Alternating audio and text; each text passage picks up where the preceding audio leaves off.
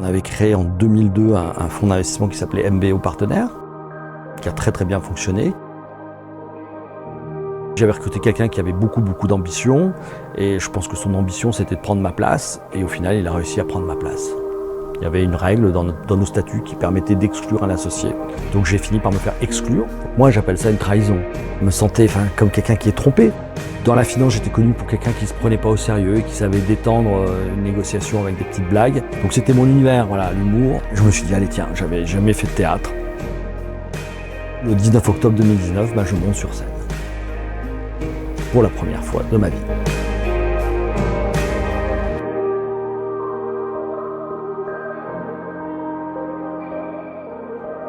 Donc je suis né en Lorraine, à Nancy, dans lequel je suis resté 17 ans ou 18 ans, à côté de Nancy. Mes parents étaient les cadres supérieurs qui avaient profité de l'ascension sociale au mérite, la méritocratie française, puisque de petit-fils d'agriculteurs meusiens, ma maman est devenue professeure dans l'enseignement technique et mon père était ingénieur à la Socotec. Et puis j'ai eu un frère aîné avec lequel on a grandi, donc dans notre petit pavillon sympa, à proximité de Nancy. À l'école, j'étais plutôt un bon élève, qui travaillait pas énormément non plus, mais qui faisait le job pour avoir des bonnes notes, bien travailler, avoir le certificat d'honneur à la fin de l'année, et puis avoir mon bac avec à l'époque une mention assez bien, donc mais plutôt un bon élève, mais pas un gros travailleur. J'ai fait des études supérieures, puisque une année de prépa, puis je suis rentré à l'EM Lyon, à l'issue de cette année de prépa, dont je suis sorti diplômé en 89. Donc j'ai une école de commerce, donc l'EM Lyon qui était, donc les études que je faisais, c'était donc une école de commerce. L'EM Lyon qui est donc parmi les 4 meilleures écoles de commerce et de management en France. Et là-bas, j'avais suivi l'option finance. Alors au début, je voulais suivre l'option ressources humaines.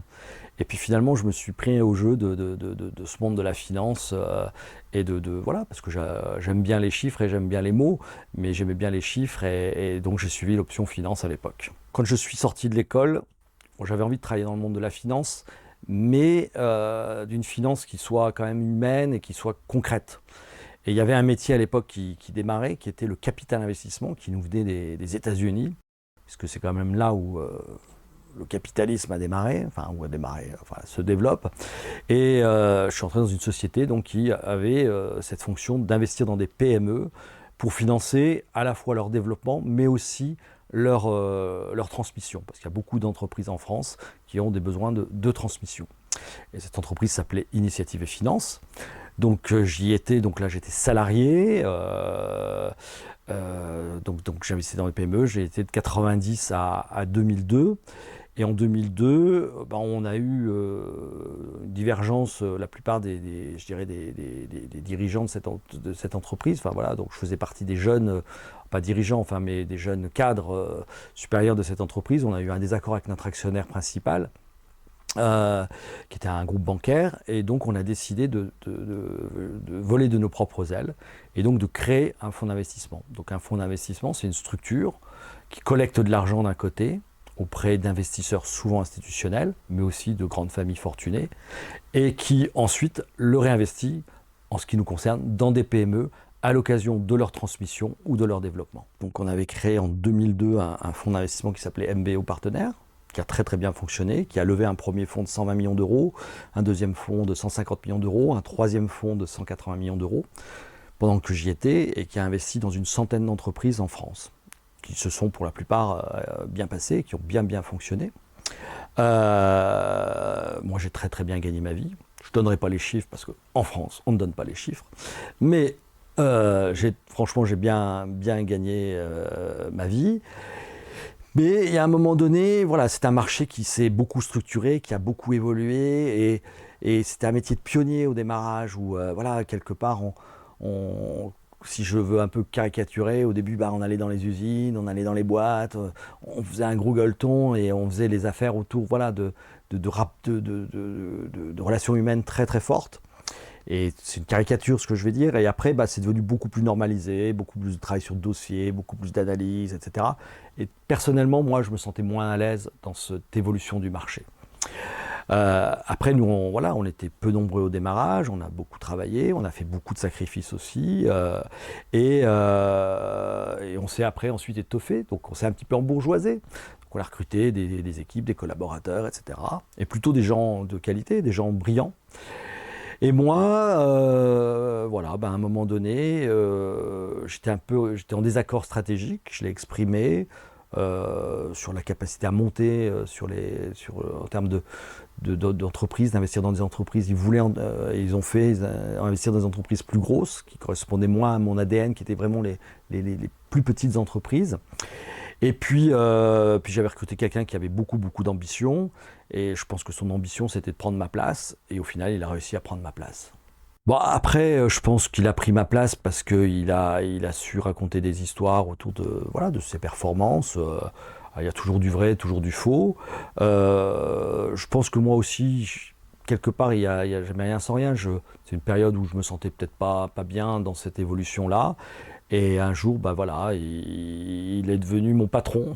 Donc, ce qui était par un vote un peu particulier, il est devenu mon patron, et c'était complètement invivable. Donc j'ai fini par me faire exclure. Il y avait une règle dans nos statuts qui permettait d'exclure un associé. Et donc l'ensemble des associés m'a exclu. Ça, c'était en 2016.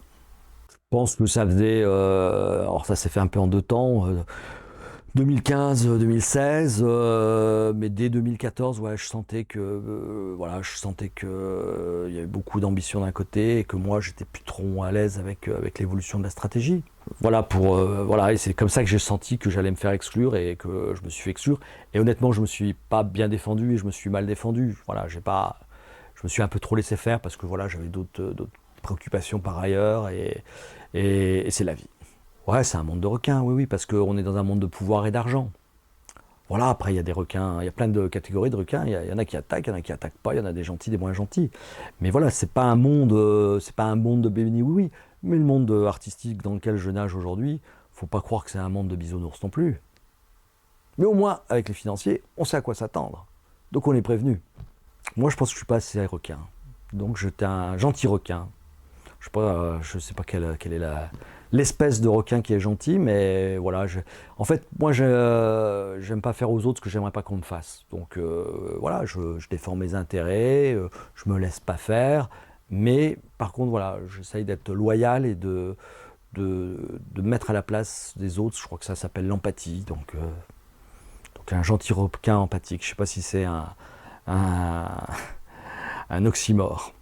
Est-ce que j'ai vécu une trahison ? Si la trahison, c'est d'avoir fait confiance à quelqu'un, de lui avoir mis le pied à l'étrier, et puis de se rendre compte que cette personne, n'était pas celle que vous imaginiez, et qu'elle vous fait un petit dans le dos.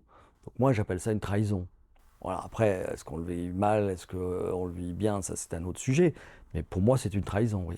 Moi, je suis quelqu'un qui fait confiance, naturellement. Donc j'imagine pas qu'on puisse me faire ça, parce que moi, j'imagine pas le faire. Je pense que j'ai jamais trahi quelqu'un. Et j'essaye d'être loyal. Et donc, je l'ai mal vécu, parce que je me suis dit, mais qu'est-ce qui m'arrive ? Et puis après, il y a une sorte de déclassement, des gens qui disent, mais tu es plus rien. Donc je l'ai mal vécu, ouais. Moi, j'habitais Lyon, j'avais une image à Lyon, j'avais écrit quelque chose à Lyon, et donc bien sûr que c'est une crise d'ego, parce que après c'est pas mortel, donc il y aurait beaucoup plus grave, mais ça le petit coup de taquet derrière la tête, il m'a quand même fait mal sur le coup. Après on se rend compte que dès qu'on n'a plus d'enseigne, on se rend compte que les gens le téléphone sonne plus, les gens t'appellent plus, donc c'est un petit peu compliqué, parce que dans ce cas-là, tu te rends compte aussi que les gens ils étaient bien avec toi parce que tu allais leur confier du boulot, du travail, des missions. Bon, je me sentais comme quelqu'un qui est trompé. Donc tu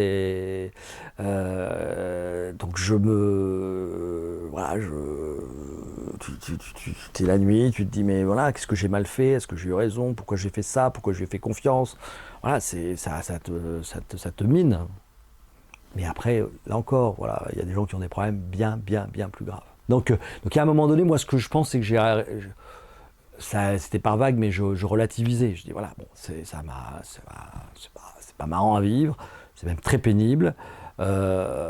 Et puis, mais bon, après voilà, c'est pas mortel. Mais je l'ai mal vécu. Bah, aujourd'hui, je le vis bien, ouais, parce qu'aujourd'hui, ça m'a permis, si j'avais pas eu ce petit taquet derrière la tête, eh ben, je vivrais pas aujourd'hui la passion sur les planches que je vis aujourd'hui. Parce que comme j'étais dans un confort, c'était bien. Donc comme voilà, donc cet élément du sort bah, m'a poussé dehors. J'ai pas réussi à remonter ce que je voulais peut-être dans la finance. Mais aujourd'hui, je suis sur scène et c'est génial. Donc je dis merci à Judas et à celui qui m'a trahi. Après, j'ai voulu en fait tout de suite rebondir sur quelque chose, sur un projet qui s'appelait Champion Capital, qui était parce que je connaissais pas mal de gens dans le monde du sport de haut niveau, y compris des sportifs qui avaient beaucoup d'argent, et j'avais vu un modèle aux États-Unis qui consistait à fédérer tous ces sportifs pour qu'ils investissent dans des PME, parce que grâce à leur notoriété, on pouvait ouvrir des portes et accéder à des entrepreneurs. Voilà. Donc ça n'a pas marché, voilà, donc voilà, après être trahi, j'essaie de remonter un projet, ça fonctionne pas comme prévu.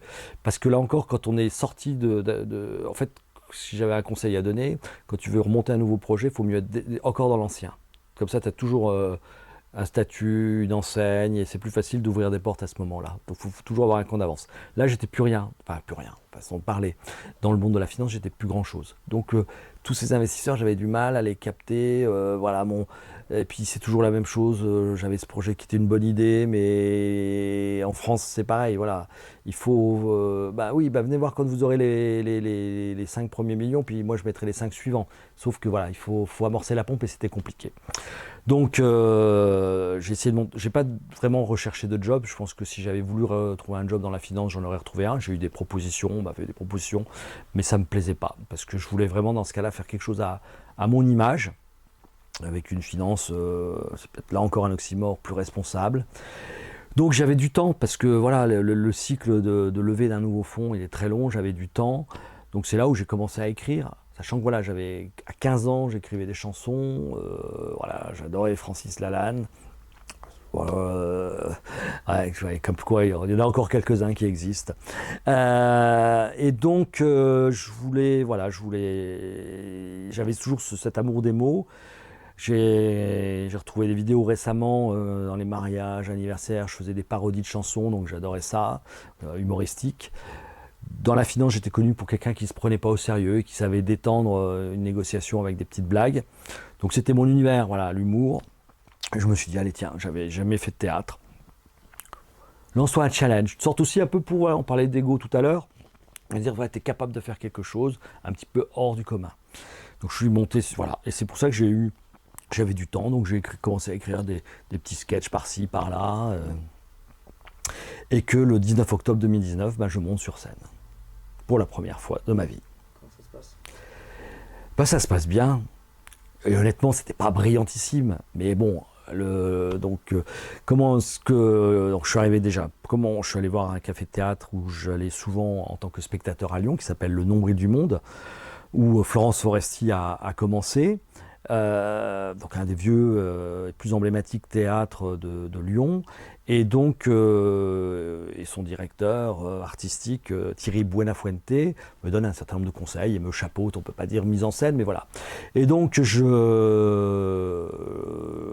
le 19 octobre 2019, voilà, essentiellement des amis, donc un public acquis qui se dit déjà waouh, il est couillu de monter sur scène. Donc quelque part, il y a plein de choses qui ne méritaient pas des applaudissements ou des rires, mais le simple fait que ce soit moi les provoquait. Donc ça s'est plutôt bien passé.